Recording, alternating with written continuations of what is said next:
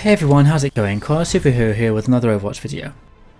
Zarya is widely recognised as one of the most difficult heroes to play in Overwatch. She is an interesting mix of a defensive and offensive tank, and probably the only true hybrid tank there is in the game. In this video you'll find 5 top tips to help you figure out this Russian powerhouse and wreak havoc on the battlefield. Before we get started though, if you enjoyed this video and wish to support the channel, please think to give it a thumbs up and subscribe. Tip number 1 is protect your team. It's important to remember that Zarya is a tank and part of her job is to protect her teammates. If you can react quickly enough, throw a bubble on an ally who's pinned, incapacitated or about to suffer a huge amount of damage.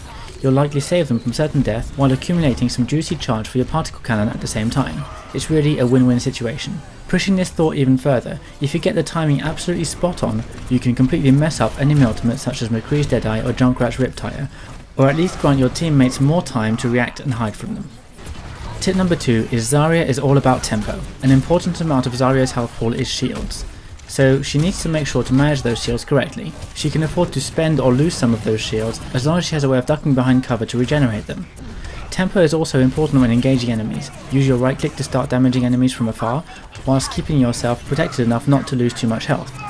This is also true when protecting your friends. You need to judge when the tempo of the action is right to pop your bubbles.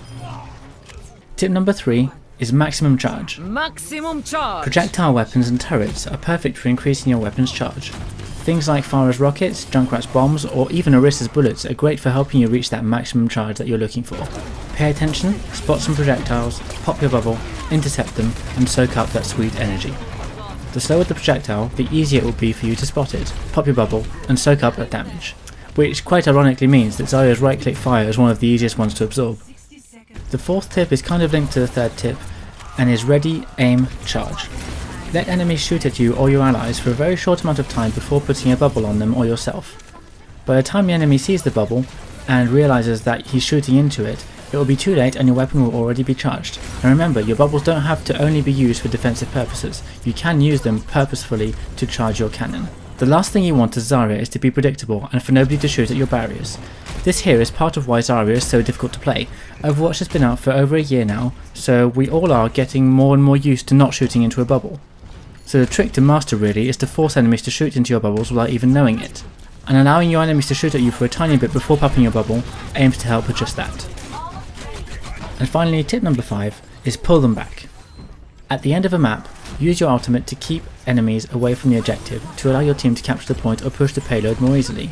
This trick has most definitely won me more than one match. Even better, if you can predict which way enemies are going to be coming from their spawn, you can preemptively launch your ultimate into that area to stop them even before they become a threat. All in all, Zarya is a brilliant tank. She is quite different to the other tanks in the game and can be either super fun when played well or extremely frustrating when on a bad day.